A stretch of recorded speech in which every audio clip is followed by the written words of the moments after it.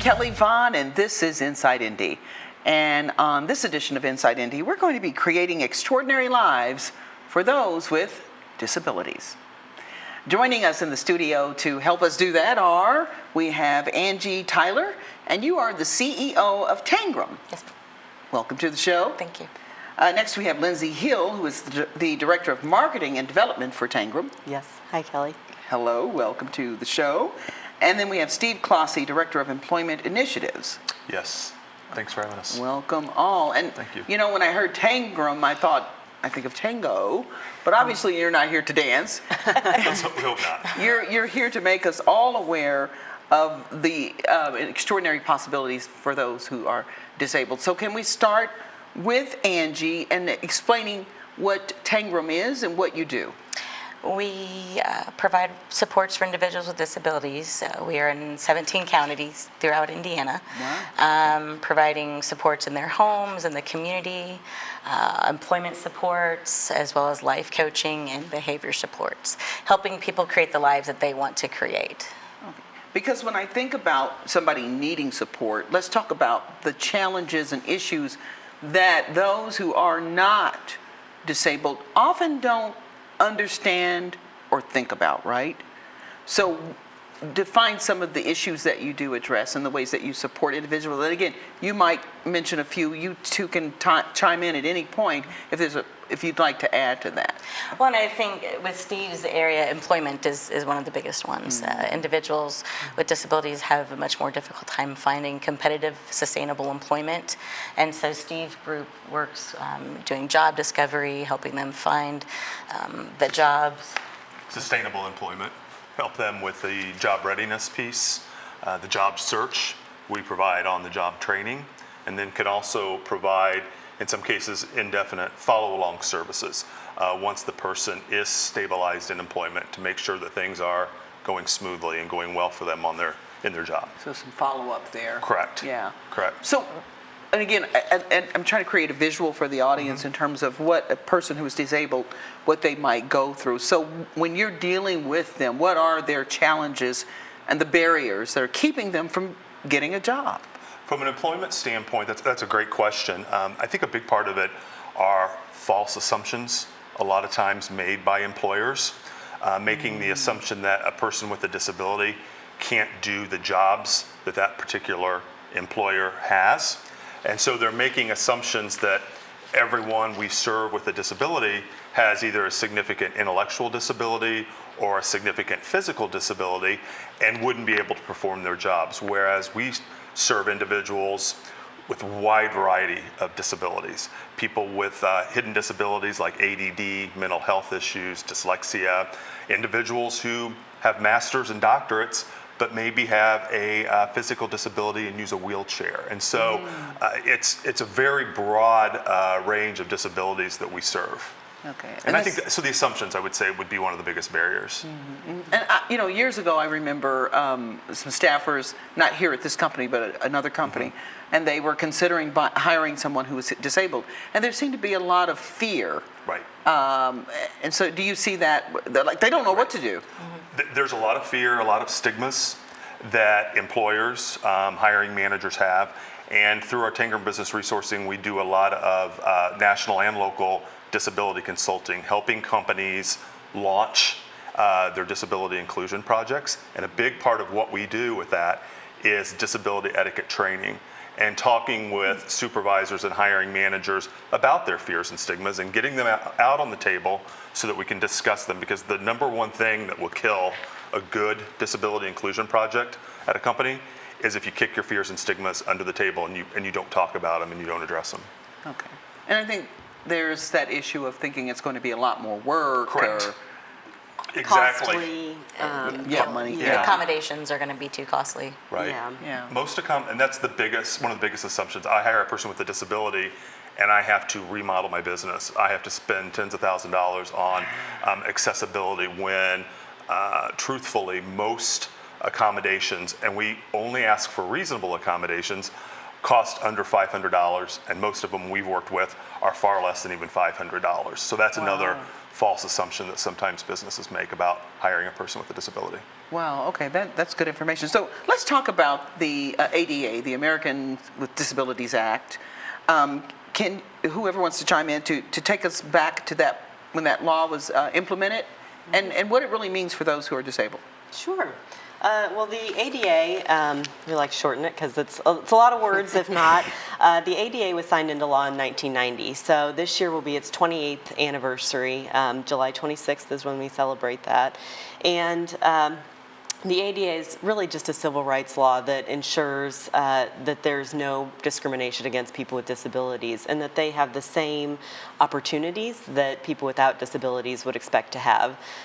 So it's a lot about, being able to access all the things that people without disabilities are able to access and have those same experiences. Okay. So some instances, could you give us some examples? Again, if you're not disabled, you don't think about it a lot of times. And we know some basic things, but there's a lot we don't think about. Sure. There's a lot in terms of establishments and restaurants, stores.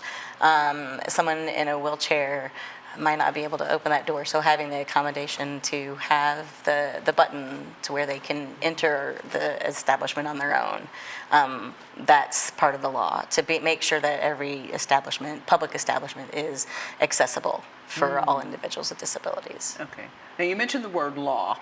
So how do businesses have to be in compliance to a degree, or is it if you have someone who's employed there, or I think there are a lot of businesses. You think even just in central Indiana, are there certain requirements of businesses from that particular law? There are.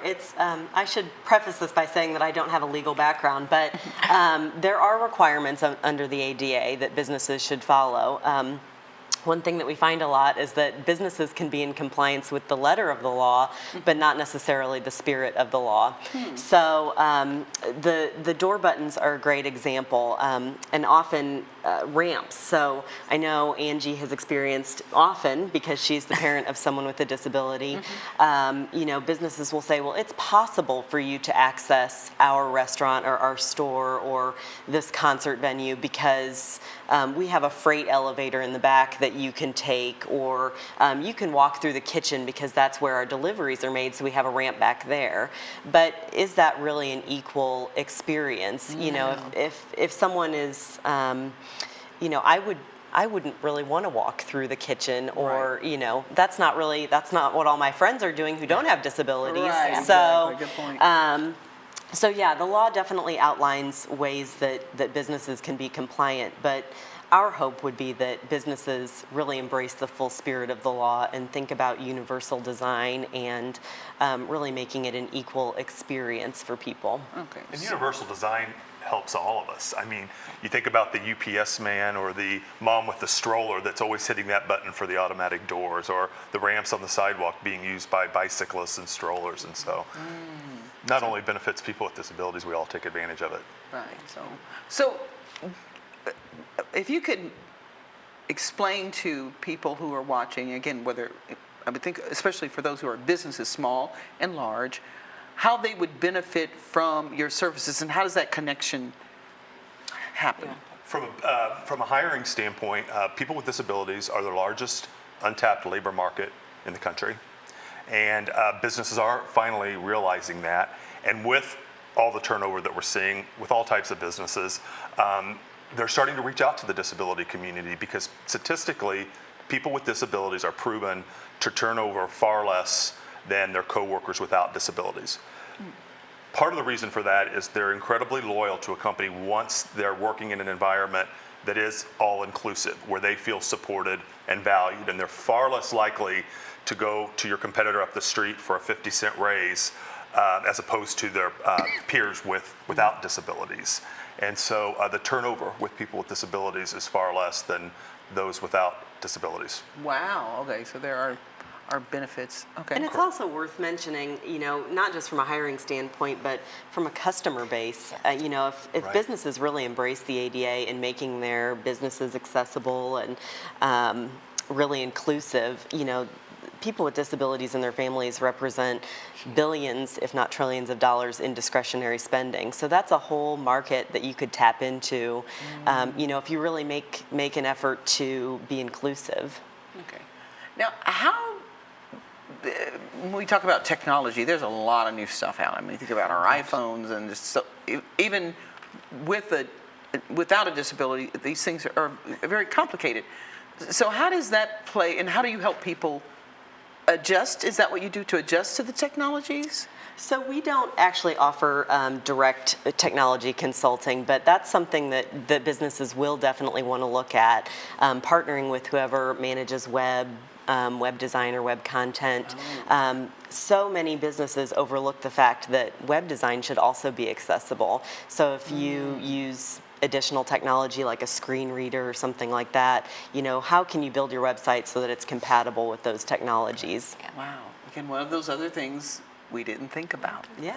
Yeah. And businesses who do need assistance with those types of things, they can reach out to an agency like Tangram or a like agency for consultation on where to find help with those types of things. Okay. Absolutely. Okay. Wow. It's a lot to think about. And you mentioned the word etiquette earlier, and I do want to touch on that, what we're doing right and wrong and what we should be doing. But we're going to take a break. When we come back, we'll talk about that. Okay. Great. And Great. beyond? Okay. Thanks. We'll be back after this.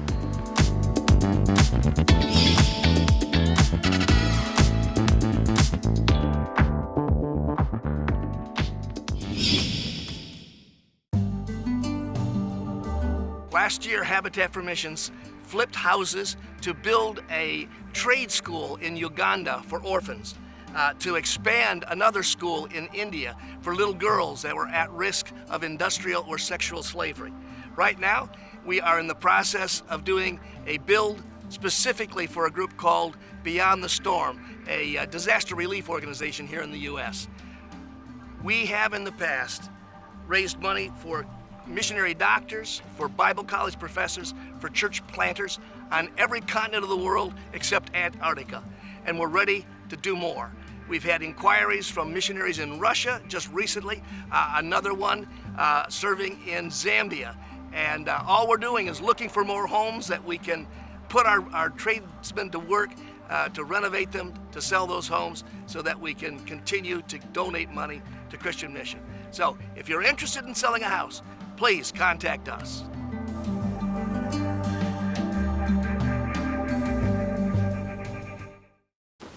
What to expect when you're expecting a teenager. Today we're talking about how to wake up your teen, and this works literally every time.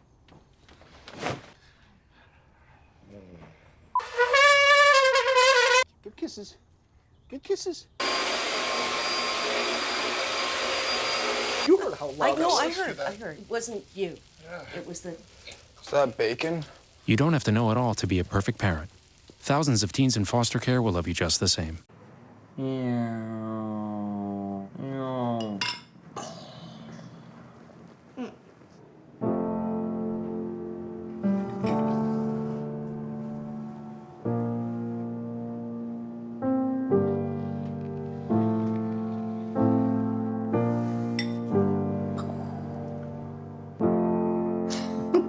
Visit aarp.org/caregiving for information on how to provide even better care for the person who wants to care of you.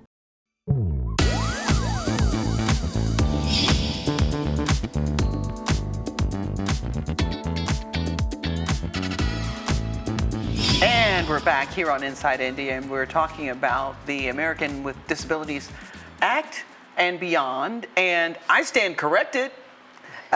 Here in the studio with us are the folks from Tangram. And you were pointing out that I mentioned a disabled person, and it should be what?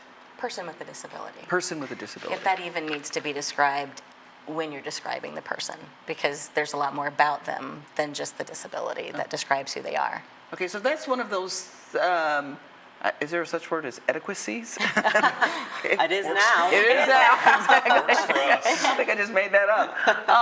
That probably irritate those people with disabilities and beyond. Yeah. Possibly. I think it's also just a sign of respect. And Kelly, you're not the only person to do what you did.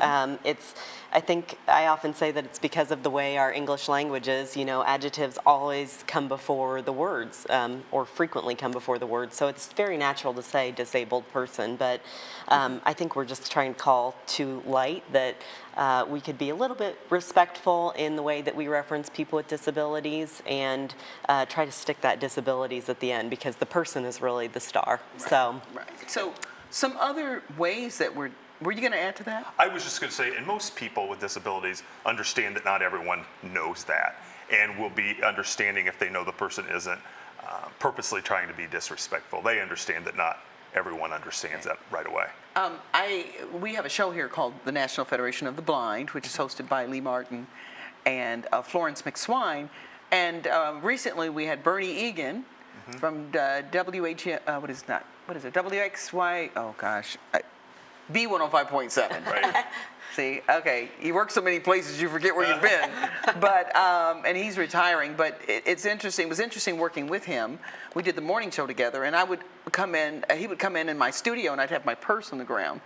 And if he, kicked it, he didn't quite trip, but I got it. I got scolded about it because it's kind of like you should have thought about that. But I really had not worked with anybody who was blind. Right. And that's something to be really mindful of too. If you're setting trying to find a venue for a meeting, say for example, and someone who uses a wheelchair may be at that meeting, being cognizant of, we need to make sure that it's a place that's accessible, that has entry and elevators and whatnot, or someone who may come into the meeting that has a visual impairment or who is blind, making sure there's a clear pathway to the meeting space that they may need to navigate through. So it sounds like, and somebody said this the other day about being inclusive, whether it's dealing with those people with disabilities or people who've been excluded historically, that inclusiveness takes work. It takes effort. Absolutely. It's a decision. Yes. Is that right? Okay. Yeah, oh, absolutely. And I think sometimes people in businesses shy away from kind of wading into inclusivity because it can be a little bit overwhelming, and to think about all the things that need to be thought about. And that's why Tangram and organizations like us exist. We're here as a resource for our community, because our ultimate goal is to make sure that the people we serve can live the lives that they've envisioned for themselves. So we want to partner with people and businesses and help them, become better and more inclusive, so that everyone, not just people with disabilities, but everyone from all different walks of life can be valued members of the community and can participate. Right. And I think what's interesting about purposely including people is sometimes people exclude people, and it's not necessarily a decision. You're just used to doing it a certain way and not realizing that, I have to stop and think to include someone. Correct. Yeah. So. Correct. And those, preconceived ideas that someone, may have about a person with a disability. And I think it's really important to mention that when we talk about particularly hiring a person with a disability, it's about the business as well, obviously. I mean, we're helping them find good employees, but the word to the businesses from us is that you're hiring this person because they're the best candidate for the job. This is not about charity, and this individual that you're considering hiring for the position is being considered because he or she can perform all the essential functions of the job. You may have to change your interview techniques a little bit in some cases. That's an accommodation, reasonable accommodation, but our expectation is that that person is being considered because they're a good applicant and qualified. Okay, not a pity party. Right, this isn't about charity. Right. This isn't about charity. So how do businesses connect with your services? How do they tap into what you offer? Website. Yeah, website, word of mouth. We have most recently worked with a retailer in 11 different states. So yeah, I think our TBR, we call that Tangram Business Resourcing. Our TBR team is sort of working to make those partnerships, and but we would welcome the phone calls or the website traffic. Look us up. Yeah, those are all. And then they give you a call, and then what happens? You show up. What's the process? kind of assess what their needs are. When they contact us, what is it that you're looking for? Is it an assessment, workplace assessment, looking at job descriptions? Sometimes it's going in and just doing disability etiquette training, which not only includes the etiquette piece, it includes good hiring practice, interview skills, supervisory strategies, all that would encompass the supports that a business might need when they're reaching out to people with disabilities for the first time. Okay. And I would think how to avoid making legal mistakes as well. The more you know. Well, we don't really go into it with that approach, but we do get asked that a lot. You know, a lot of times when we're doing trainings, we'll have a supervisor say a couple things. What if I need to fire the person with a disability? And our response to that is you would go through the same processes that you would for somebody without a disability. Well, what if the person with a disability sues? They might, but so could anyone else that you Well, I guess I'm thinking in terms of being terminate. compliant with the laws of Sure. ADA. So that's what I was thinking more of. Again, things we don't think about, and I've seen it happen where, you know, a situation came up and it's like, oh, we're not compliant, and you know, you had to go put the ramp in or whatever it was at that time. They weren't thinking, and so they're looking to make sure that I do want to be inclusive, and how do I make that happen? Yeah. I think our advice to, and jump in if this is incorrect, but our advice to most businesses who have real legal concerns would be to, you know, if they have a legal team, talk to their legal team about what it would take to become compliant. Okay. But I think we also try to do as much education with the business, and we often say that the person that they're hiring, you know, if they have a specific concern as it relates to someone about a very particular accommodation that someone might need, that person is often the best source of information on what their needs are. Yeah, good point. So I think it's a mix, you know, Okay. if it could be go to your legal team, or it could be, you know, what can you do in-house to assess? Okay. And we can help with the assessment piece as well and do what we call environmental analysis of a business also. Okay. So how would you like to see ADA evolve over, say, the next 30 years? We actually talked about this. I think going back to the law of not just following the letter, but also the spirit of what it truly means to be inclusive and accessible. As a parent of a child with a wheelchair, I can tell you I've been to those places where you do have to go into the back entrance because they have stairs to get up. And that's not really allowing me to be inclusive with my son and our family to go in the same entrance. And he's lucky he has us to help him up there or walk him back. But someone who's independent, who may be in a wheelchair, that's a huge physical barrier. You'd have to ask for help and lose, you know, that independence. Same with that spirit of the law. Shopping in retail stores, even. I mean, aisles are so crowded. And you can't really get wheelchairs. Right, Restrooms in public areas, to even maneuver wheelchairs. You know, a manual wheelchair could probably fit, but you know, as more individuals become independent, you've got larger electric wheelchairs. They're not as easy to maneuver in those small spaces. So really thinking about what it means to be fully inclusive and accessible, just from a parent's perspective. Right, okay. I appreciate that. Oh, go ahead, For me, Steve. it's housing as well. A lot of particular apartment communities will advertise our units are accessible. And so often, more times than not, that means the individual can get in the door using a wheelchair, but they can't navigate down a hallway, make the turn into the bathroom, or if they can get into the bathroom, it's not accessible. The stovetop isn't accessible. So really, when you say we are accessible, being fully accessible and truly accessible.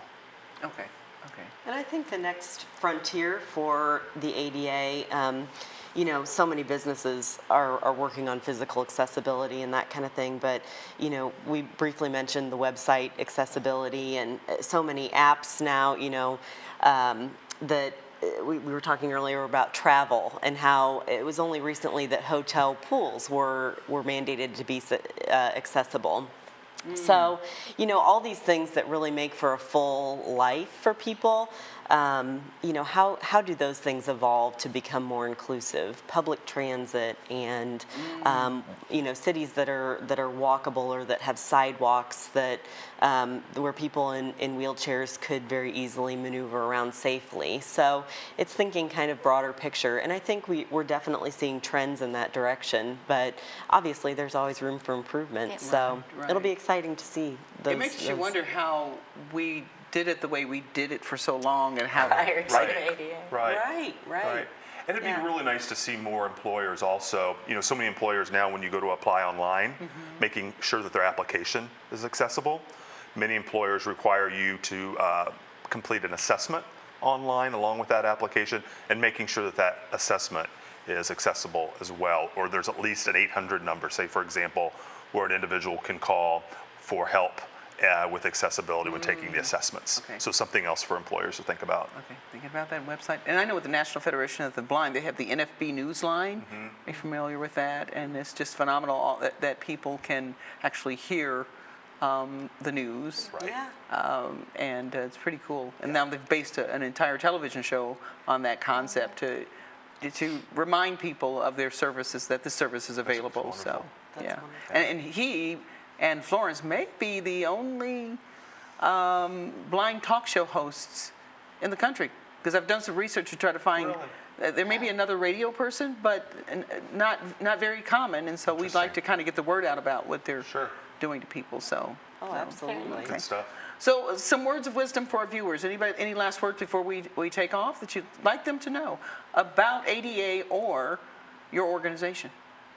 Well, Tangram has been part of the Central Indiana landscape for over 25 years. So we are here in service of our community and the people who live in it. So if people have questions or need resources, we're certainly willing to help them in any way that we can. Okay, so they would just simply go to your website? Go to our website. TheTangramway.org, Okay. and or call our main line. Okay, and that number is? 317-571-1042. Oh, right. I know a lot of people don't have numbers in there. It's in my cell phone. Yeah. Okay, but, well, thank you so much, Angie, Lindsay, and Steve for joining us here on Inside Indy and informing our public and empowering those people with disabilities. Thank you. Thank you. And thank you for joining us here on Inside Indy. I'm Kelly Vaughn. We'll see you next time. Bye-bye.